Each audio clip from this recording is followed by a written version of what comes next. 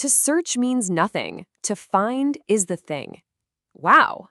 I mean, those are the words of an artist who's searching for their voice, right? They're the words of someone who knows they've already found it. This was the mindset of an artist who didn't just follow the path, he blazed a new one entirely. Okay, so let's dive into the story of Pablo Picasso. We're talking about an artist so revolutionary, he didn't just create new art, he literally created new ways of seeing. Think about it. He mastered all the classic rules of painting before he was even a teenager. And then what does he do? He spends the rest of his long life shattering every single one of them, only to put the pieces back together in ways no one had ever even imagined. So where does a revolution like that even begin? For Picasso, it all started with this just almost unbelievable raw talent. He was a prodigy, in the truest sense of the word. A young master who basically had to unlearn everything he knew to become the icon he was meant to be. And the sheer speed of his development, it's just staggering when you look at it. His own dad, who was an art teacher, by the way, supposedly just handed him his brushes and palette and swore he'd never paint again after seeing what his son could do. Can you imagine? And get this, at 14, he takes this advanced entrance exam, an exam that people usually get a whole month to finish, and he nails it in a single day. But here's the kicker. He found all that traditional academic stuff totally stifling. He wasn't there to copy the old masters, he was there to become one himself. And this is his first real act of rebellion. By dropping his father's name, Ruiz, and picking up his mother's, Picasso, he was doing so much more than just changing his signature. He was basically declaring his independence. He was cutting ties with the whole academic tradition his father stood for, and announcing the birth of a brand new artistic identity, one that was all his. Okay, so how does this new identity start to take shape? Well, he moves to Paris, which was pretty much the center of the universe for art back then. And for the very first time, his art becomes this direct mirror of his inner life. His emotions, his relationships, his losses, it all starts to just bleed right onto the canvas in these really vivid colors. And you can really see this in the stark contrast between these two periods. On one hand, you've got the blue period.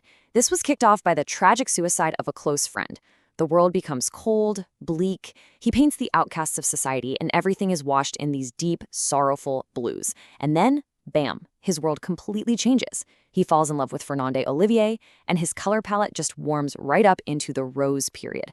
The subjects are still kind of on the fringes, circus performers, acrobats, but there's this new warmth, a new feeling.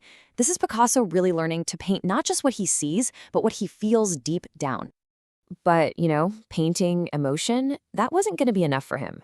Picasso was about to do something way more radical. He was about to break the very foundation of Western art, shatter centuries of tradition with one single, brutal, and totally revolutionary painting.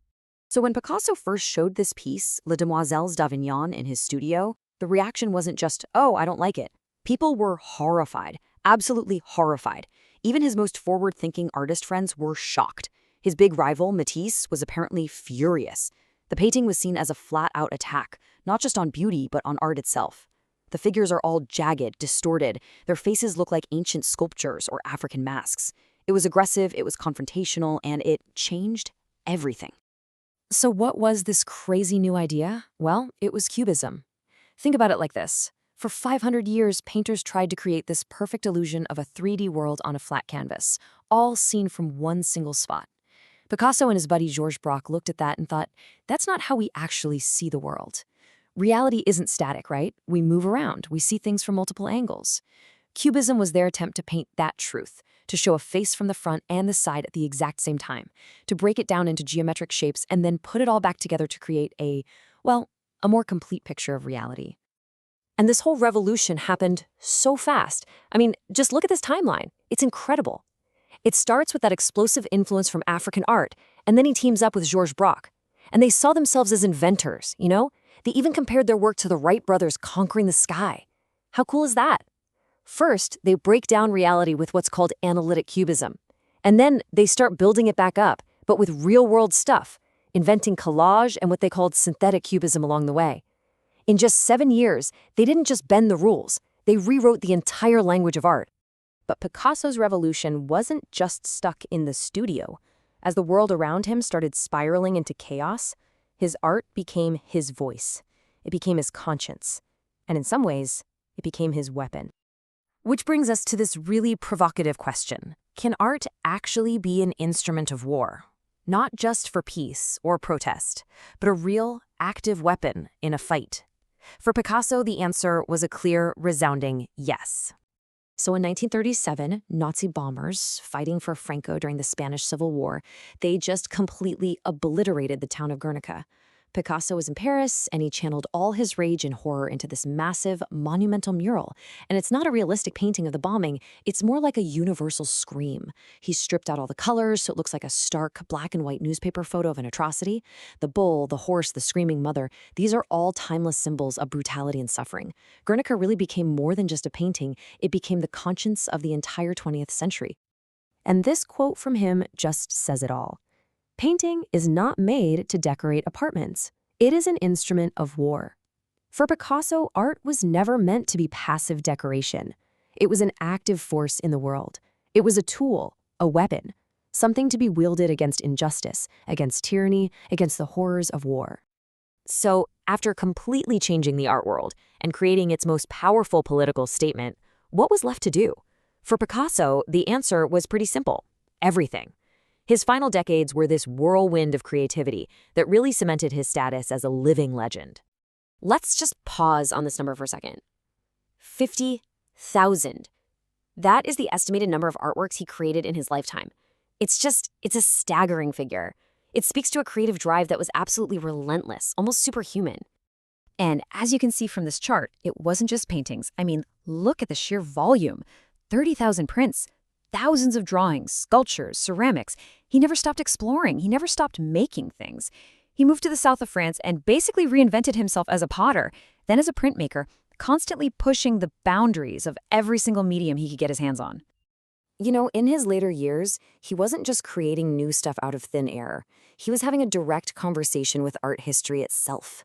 He'd take these masterpieces by artists like Velázquez or Delacroix and just repaint them in his own style. He was deconstructing them, kind of battling with them, and paying homage to them all at once. It was the final, audacious act of an artist who didn't just see himself as part of art history, he saw himself as its equal. He was still finding, right up until the very end. But of course, today, the myth of Picasso is totally tangled up with the complexities of the man.